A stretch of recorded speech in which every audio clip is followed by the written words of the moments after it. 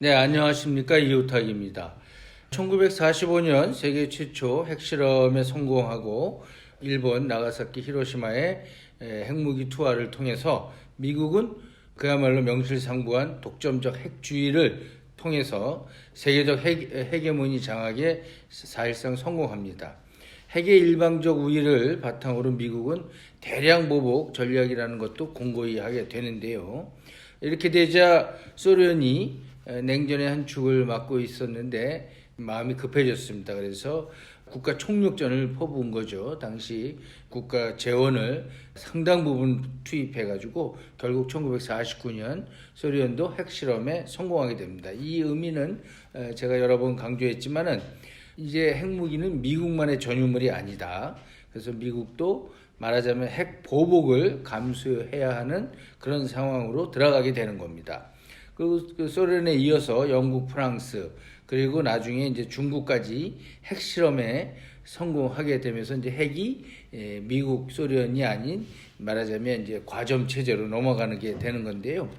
뭐 사실 핵 개발을 인류 최초로 미국이 성공한 다음에 그다음에 소련이 49년 4년 뒤에 이제 핵 개발에 성공하는데 영국이나 프랑스 모두 쉽게 얘기하면 그러니까 영국이나 프랑스는 미국이죠. 미국의 핵우산 말하자면 핵으로 핵우산을 씌워주겠다는 그 약속을 믿지 못한 데서 이게 비롯됩니다. 영국 같은 경우는 이제 공동으로 사실상 미국하고 핵무기 개발 프로젝트를 같이 했는데 아마 그 핵무기 개발을 하고 나서 미국으로부터 원자탄 기술 이전을 확신했던 것 같습니다. 그렇지만 맥마흔법이라고 있지 않습니까? 미국 내에서 핵무기 기술 제조라든지 이런 노하우 같은 거를 절대로 외국에 보낼 수 없다 하는 법을 제정하니까 영국이 배신감을 느낍니다. 그래서 지금 핵 개발에 착수해서 1952년 소련이 핵실험에 성공한 지 3년 후에 영국이 성공하고요. 프랑스 같은 경우는 좀 복잡합니다. 이제 영국하고 미국하고 미영 관계하고 좀 다르지 않습니까? 프랑스는 이제 여러 우여곡절을 겪다가 드골 대통령 자존심이 강하고 프랑스에 대한 어떤 우월주의를 갖고 있는 드골 대통령이 미국과 소련 모두를 믿지 못하는 상황에서 뒤늦게 핵 개발에 뛰어들어서 1960년에 핵 개발에 성공합니다. 중국은 1964년도에 핵실험에 성공하는데요. 오늘 제가 눈여겨보고 관심을 쏟을 부분이 바로 중국의 핵실험 성공입니다. 중국의 핵 개발의 동기도 본질적으로 보면 뭐 소련, 영국, 프랑스랑 유사한 동기라고 봐야 됩니다. 그렇지만 중국은 아시다시피 비서방권 아닙니까? 비서방권에서 최초의 핵실험 성공이고요. 프랑스나 영국처럼 미국의 핵우산을 믿지 못한 것처럼 중국도 소련의 핵우산을 믿지 못하고 이제 핵 개발에 참여했다는 그런 특징이 있습니다. 그리고 중국의 핵실험은 특히 그 이후 뭐 인도나 파키스탄 등 NPT 체제 밖에 있는 나라들의 핵실험, 그 핵 개발을 부추기는 동기가 됐다는 특징이 있습니다. 거기에는 북한도 해당이 됩니다. 그런 측면에서 중국의 핵실험 성공 과정을 좀 살펴보도록 하겠습니다. 저는 이 중국의 핵실험이 1964년도에 성공했는데 그 전에 있었던 1955년 인도네시아 반둥에서 열린 아시아 아프리카 회의, 우리가 흔히 이걸 반둥 회의라고 하죠. 거기에 당시 쪼은라이 주은래 총리가 한 연설을 굉장히 인상 깊게 봤습니다. 말하자면 어떤 한 특정 국가가 자국의 입장만 내세우고 이익에 집착하면 공존하기 어렵다. 뭐 이런 취지에서 요즘도 많이 회자되고 있는 구동존의의 정신을 주창을 했습니다. 그래서 당장 거리가 좁혀지지 않는 부분을 뒤로 미루고 우선 정서와 이익을 공유하는 부분을 넓혀 나가자, 뭐 이런 의미인데요. 중국의 외교를 특징 지을 때 자주 언급됩니다. 그래서 중국 외교의 선구자周恩来총리는 당시 이 유명한 연설로 신생 중국이랄까요? 아시아 아프리카 반식민주의를 지지하는 입장을 널리 알게 되고 그들의 지지를 확보하게 됩니다. 그래서 나중에 중국의 핵실험 성공이 이들 나라에게 큰 영향을 미칩니다. 당시 참가국을 반동회의 참가국을 보면요. 인도네시아, 미얀마, 스리랑카, 인도, 파키스탄 이 5개국이 주최국이 됐고요. 세계 인구의 과반수를 대표하는 29개국 대표단이 회의에 참석했습니다. 여기서 인도, 파키스탄이 포함된 점이 눈에 들어옵니다. 중국 핵 개발은 그럼 언제부터 구체화됐을까요? 역시 1945년 히로시마 나가사키에 떨어진 그 핵폭탄 두 발로 일본 군국주의가 단번에 항복한 장면을 목격한 마오쩌둥입니다. 마오쩌둥의 뇌리에 핵무기가 각인된 것이죠. 이 핵무기가 이런 무기구나라는 것을 절감했을 겁니다. 근데 이제 짐짓 옛날 그 문헌을 보면 마오쩌둥은 핵무기에 대해서 마치 초연한 것 같은 그런 발언들을 좀 했다고 그래요.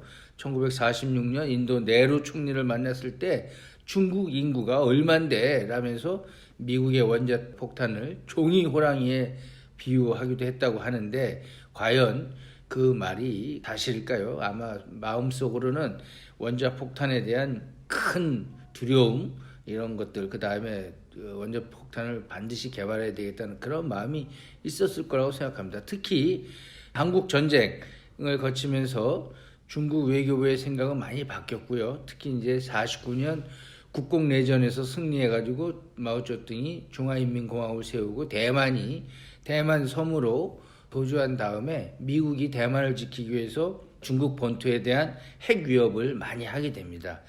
그래서 한국전쟁과 대만을 보호하려고 했던 미국의 핵 위협 이런 것들이 마오의 마음을 재촉했던 것 같습니다. 그래서 그는 한국전쟁 참전 결정을 내렸던 1950년 10월에 우리가 원자폭탄을 가질 때 비로소 전쟁광이 우리의 정당하고 이성적인 요구에 귀를 기울이게 될 것이다.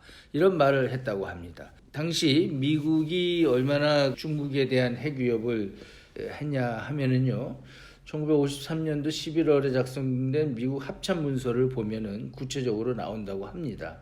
한반도와 극동에서 중국의 추가적인 도발 능력을 제거하는데 핵무기가 사용될 수 있음을 거기에 포함시켰다고 하는데 중국, 만주 이런 데다가 몇 개의 핵폭탄을 투하할 수도 있다. 이런 말들을 당시 미국의 군사 지도자들은 공공연하게 하기도 했다고 합니다. 어쨌든 특히 이제 미국 대통령으로서는 1953년 2월 2일 아이젠하워 대통령이 연설을 통해서 중국이 타이완에 대한 공격을 중지하지 않으면 핵무기를 사용할 수 있다라는 경고를 한 것이 마오쩌둥을 굉장히 자극하는 계기가 된 것으로 보입니다. 그래서 한국전쟁이 끝난 다음에 1954년 베이징에서 프루시초프 소련 서기장하고 중소 정상회담이 열립니다. 거기서 마오쩌둥은 소련에게 핵무기 개발 지원을 요청했다고 합니다. 그러니까 이 미국이 이렇게 끊임없이 우리 핵 위협을 하는데 이걸 감안해서 소련이 말이야 우리 사회주의 형제국인 소련이 적극적으로 좀 대응해달라 이런 요구를 했는데 후르시초프는 거절합니다. 그 이면에 이유를 놓고 여러 분석이 있지만 일단 외형적으로는 사회주의 형제국가에 대해서 우리 소련이 핵우산을 제공할 테니까 우리 소련을 믿어달라 이렇게 얘기하고요. 소련이 핵 개발 경험을 들어서 어마어마한 재원이 들어가는데 지금 중국 이런 상황에서 너희 전쟁으로 피폐해지고 국가 재건을 해야 되는 이 상황에서 이 엄청난 재원을 투입해서 이 핵무기를 개발해야 하겠느냐 이런 얘기를 하면서 설득했다고 합니다. 그러니까 소련의 의도는 물론 이제 중국을 걱정해서 한 말이기도 하겠지만 미국과 소련, 당시 영국까지 개발에 성공한 핵무기의 어떤 독점적 우위권 이런 걸 지키려고 하는 그런 속셈도 내재되어 있다고 분석됩니다. 그런데 이제 영국에 이어서 프랑스가 아까도 말한 대로 드골 대통령의 강력한 드라이브에 의해서 핵실험에 성공하고 핵무장을 하지 않습니까? 그러니까 중국은 더 이상 소련에 의지하지 않고 독자적으로 핵 개발에 나서고 또 스탈린 죽은 다음에 집권한 후르시초프의 권력 기반이 상당히 공고하지 않았습니다. 그래서 후르시초프하고 이제 스탈린파의 그 어떤 내분이 좀 있었는데 중국이 그때 교묘하게 후르시초프를 지지하고 하면서 핵 개발의 어떤 지원을 받는 결정적 계기를 받게 된다고 합니다. 그래서 1955년 마오쩌둥은 극비리에 진행된 중국 공산당 중앙서기처 확대 회의에서 핵 개발 착수를 결정합니다. 당시 여러 가지 이제 문헌의 내용이 있습니다. 그리고 57년 12월에 소련이 아까 말한 대로 후르시초프가 이제 결국은 좀 지원하기로 했지 않습니까? 그래서 중국과 핵 전문가 상호 파견과 공동 개발 협력을 골자로 한 신기술 협정을 맺게 됩니다. 그렇지만 소련은 탐탁지 않은 겁니다. 소련하고 중국이 곧이어 중소 분쟁이 일어나지 않습니까? 그래서 어느 시점에 가서 소련은 아예 핵 개발을 중단하게 됩니다. 소련뿐만 아니라 당시 미국도 중국의 움직임을 예민하게 주시했습니다. 그래서 특히 50년대 후반, 60년대 들어서서 중국의 핵 개발 움직임이 본격화되니까 미국은 대응책 마련에 아주 부심했습니다. 그래서 당시 케네디 행정부는 그 당시 중국을 중공이라고 불렀죠. 중공이 핵무기를 손에 넣으면 세계 정치를 뒤흔들 거다. 그래서 미국과 서방 국가들은 이를 결코 받아들일 수 없다. 이런 얘기를 했습니다. 그래서 당시 중국 핵 문제 해결은 미국의 케네디 행정부의 외교 정책의 최대 숙제로 부상했습니다. 그래서 미국 내 일각에서는 중국 핵시설을 선제 공격하자 이런 주장도 제기됐습니다. 선제 공격, 핵시설 선제 공격 어디서 많이 들어본 얘기 아닙니까? 나중에 북한 얘기할 때도 많이 나오는 얘기입니다. 그렇지만 결국은 이거는 외교적으로 해결하자라는 쪽으로 흘러갔습니다. 그래서 미국은 소련하고 손잡고 가급적이면 중국이 핵무기를 손에 넣지 않도록 노력을 했습니다. 그래서 당시 이를 주도한 사람이 국무부의 해리슨 국무차관이었는데 이 사람을 소련으로 보내가지고 중국의 핵 개발을 막기 위한 미국과 소련 간의 협상이 있었는데 여러 가지 우여곡절 끝에 큰 성과는 거두지 못했습니다. 중국의 직접적 위협 상대였던 대만은 그때 난리가 났었죠. 그래서 장제스 당시 그 총통이 아들인 장친고를 워싱턴에 보내가지고 중국에 대한 무력 사용을 자꾸 요청을 했습니다. 어떻게든지 이걸 막아보자고. 그러나 케네디 행정부는 자칫 중국에 대한 무력 공격을 하면 중국하고 소련이 그렇지 않은 중소 분쟁으로 이렇게 틈이 벌어져 있는데 밀착시킬 걸 우려해가지고 대만의 요청을 받아들이지 않았습니다. 결국은 이런 여러 가지 그 저지 움직임들 모두가 중국의 핵 개발 의지를 막지는 못한 겁니다. 그래서 결국 1964년 10월 신장 위구르 그 자치구 지역에서 중국은 고농축 우라늄을 이용해서 첫 번째 핵실험을 성공합니다. 그리고 이제 2년 후죠. 두 차례 중폭 핵 분열탄 핵실험을 거쳐가지고 1967년 12월 제5차 핵실험에서 수소폭탄의 실험에까지 성공합니다.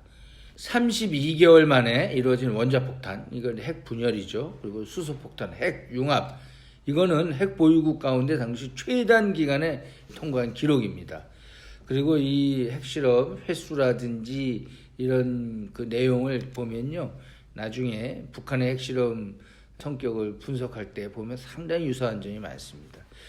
그때 미국은 1964년 로버트 맥나마라 국방장관이 중국이 핵실험을 할 경우 실험 장소인 신장 위구르 지역하고 베이징을 그냥 폭격하겠다 공언하고 위협하기도 했는데 다 허사였습니다. 제가 이 중국의 핵실험 성공이라든지 핵무기 개발 얘기를 좀 자세히 하는 이유는 상당히 큰 시사점이 있기 때문입니다. 중국의 위상은 당시 미국이 주도하는 나토에 가입해 있던 영국과 프랑스와는 달랐습니다. 그리고 소련이 사회주의 형제국 그 맹주로서 냉전의 한 축을 차지했던 소련이 있긴 하지만 중소 분쟁 이후에 중국은 미국의 침략뿐 아니라 소련의 침공까지 대비해야 하는 그런 어떤 어려운 상황이 됐습니다. 그래서 중국의 핵 전략은 최소 억제 전략으로 요약됩니다.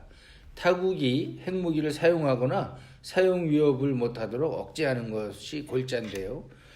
당시 중국은 경제적으로 굉장히 어려운 상황이었습니다.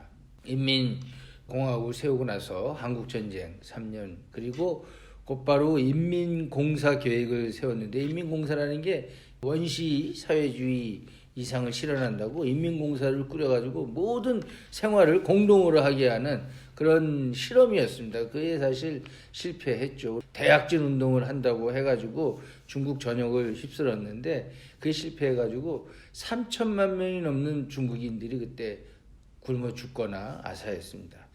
이 참변 속에서도 마오쩌둥은 반드시 핵무기를 개발해야 되겠다. 진짜 생존의 절박함 속에서 이 핵무기를 개발한 겁니다. 그래서 중국은 자국의 핵무기 개발이 미소 양대 초강대국의 그 패권에 대항하기 위한 것이고, 또 자위를 위한 핵은 허용되어야 한다는 논리를 펼쳤습니다. 아까 제가 55년 반둥 회의에서 주울레 총리가 아프리카, 아시아 국가들에게 상당히 그들의 매력을 끄는 연설을 해가지고 그들의 지지를 얻었다고 얘기하지 않았습니까? 이런 중국의 논리가 당시 핵무기가 없었던 미소 양 권역에서 벗어나 있던 다른 나라들을 자극합니다. 그래서 특히 인도와 파키스탄, 그리고 나중에 얘기하겠지만 북한, 그리고 중동 국가 남아공 등이 핵 개발에 나선 논리를 사실 제공했다고 할 수가 있습니다. 특히 중국이 물론 이제 소련도 의식했지만 미국을 많이 겨냥한 전략을 많이 씁니다. 대륙간 탄도미사일을 개발을 해가지고 미국이 우리를 위협하면 너희도 무사하지 않을 거다, 이런 전략을 많이 구사합니다. 그래서 1970년 인공위성 동방홍 1호를 쏘아 올려가지고 중거리 탄도미사일 능력을 확보하고요.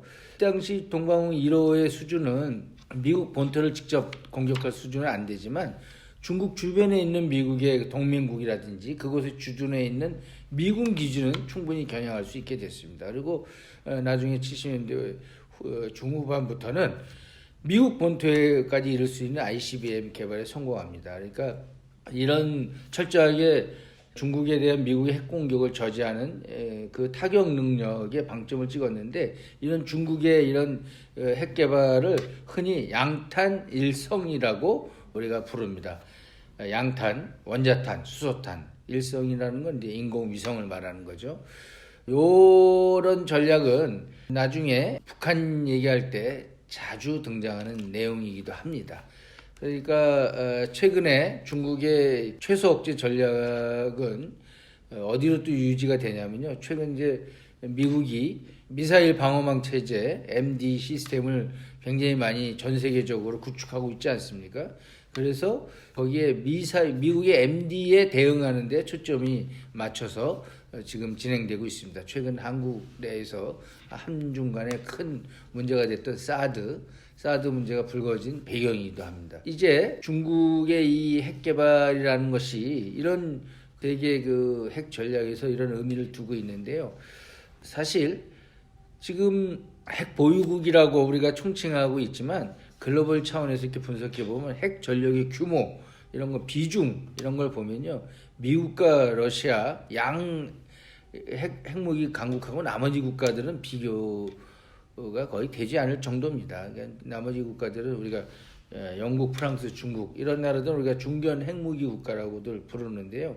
뭐 쉽게 말해서 핵실험 횟수만 보더라도 미국하고 소련, 나중에 러시아까지 해서 전체 핵실험이 2085건이라고 되는데, 그 중에 미국이 반이 넘는 1054건을 합니다. 그러니까 미국과 소련 합치면은 85%를 차지한다고 합니다. 핵탄두의 수도 15,000 몇 개가 되는데 그 중에 93%를 미국과 소련이 갖고 있습니다. 얘기가 좀 다른 데로 흘렀는데 중국의 이 핵 개발 이 과정은 다른 나라들을 자극했습니다. 거듭 얘기하지만. 그리고 또 핵 개발에 성공한 중국의 변화된 위상은 상당히 다른 나라들에게 이런 핵이라는 게 이런 거구나 라는 생각을 하게 만들었습니다. 핵을 결국 손에 쥐게 된 중국하고 대만, 장개석이 이끄는 대만의 운명이 그 이후에 어떻게 달라졌는지 여러분 잘 아시지 않습니까?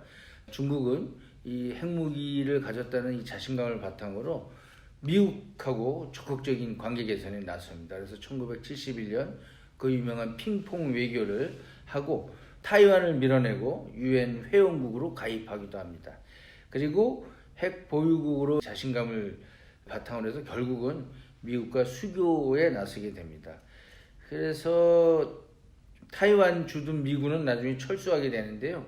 결국 중국이 원하는 것을 하나씩 둘씩 챙기게 된 겁니다. 나중에 덩샤오핑이 등소평 이 개혁 개방을 결단해가지고 지금 올해가 1978년부터 시작하면 올해가 개혁 개방 40년인데 미국과 패권을 다툴 정도의 아주 큰 나라 G2의 반열에 오르게 된 겁니다. 중국이 했던 것처럼 미국과 소련의 핵 우산이나 동맹 보호에 안심할 수 없었던 나라들이 경쟁적으로 핵 개발에 나섭니다. 물론 이제 미국이 소련, 영국, 프랑스, 중국 이렇게 해가지고 NPT 조약을 만들어가지고 강력히 다른 나라들에게 핵무기가 이전되는 걸 막으려고 했는데요. 한 가지 제가 사전에 분명하게 얘기해 둘 점이 있습니다. 제가 그 NPT 체제 밖에서 핵무기를 개발하고 그 다음에 핵을 보유하게 된 나라들의 그 행동을 뭐 지지한다거나 뭐 동조하는 그런 건 절대 아닙니다. 그러나 이런 논리에서 핵이라는 것들이 과연 어떤 속성을 갖고 있고 그 핵이 갖고 있던 어떤 묘한 파괴력, 이것을 보유하면 행존을 도모할 수 있다는 마력, 여기에 빠져서 많은 나라들이 핵무기에 나섰다는 점을 강조하려는 것입니다. 그런 면에서 북한도 예외는 아닙니다. 사실은 미소 냉전 체제의 붕괴가 맞물리면서 핵을 보유한 나라들이 속속 사실상 등장하게 됩니다.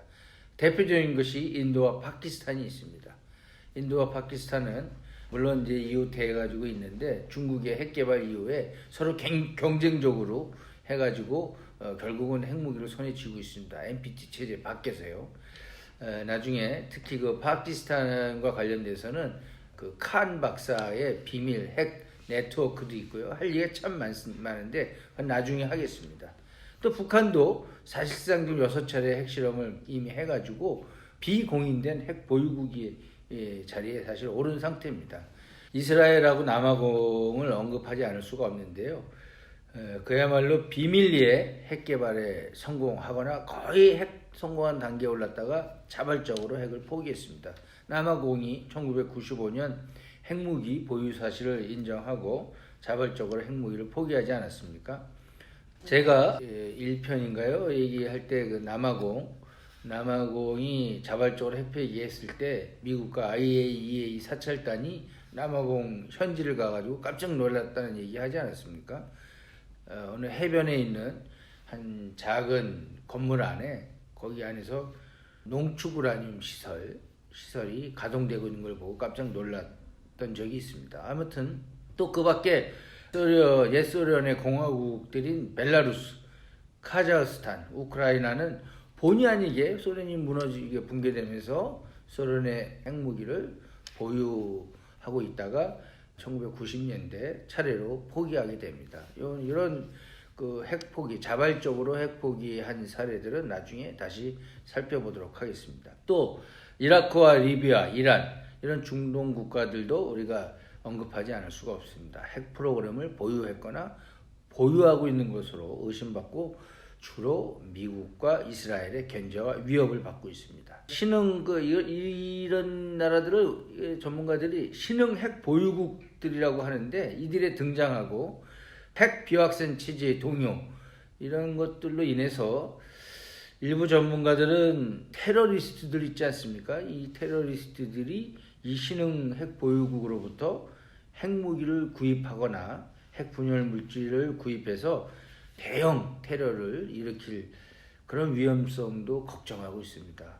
이 핵이 앞으로 어떻게 어떤 이 참상을 일으킬지 솔직히 저도 걱정을 하게 됩니다. 그리고 아까도 얘기한 대로 핵무기 개발에 어마어마한 재원이 들어간다고 하지 않습니까? 핵무기 개발에 쓸 재원을 백성들, 인민들의 복지와 삶의 질의 향상에 썼다면 또 어땠을까요? 그러니까 핵무기 개발에 뛰어든 일부 독재 국가라든지 이런 나라들의 인민들은 진짜 고난의 삶을 사는 경우가 많습니다.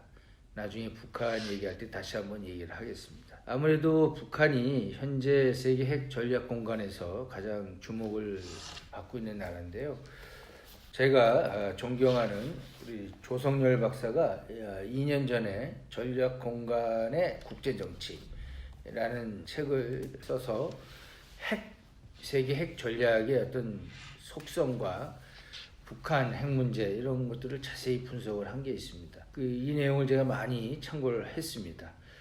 북한은 인도와 파키스탄처럼 암묵적으로 핵 보유를 인정받으려고 하는 그런 행보를 걷고 있는데요.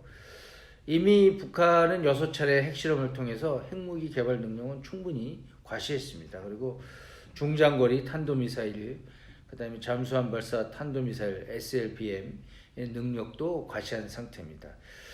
나중에 지금 현재 미국하고 비핵화 협상이 진행되고 있는데 과연 북한이 파키스탄이나 뭐 이런 나라처럼 조용한 핵 보유국이 될 건지 아니면 비핵화를 정말 할 건지 그건 나중에 봐야 될 것 같습니다. 자, 그러면 최근에 있었던 일본 언론의 그 내용을 소개하면서 오늘 내용을 정리할까 합니다. 최근 2016년 1월 12일 일본의 마이니치 신문 보도가 있었는데요.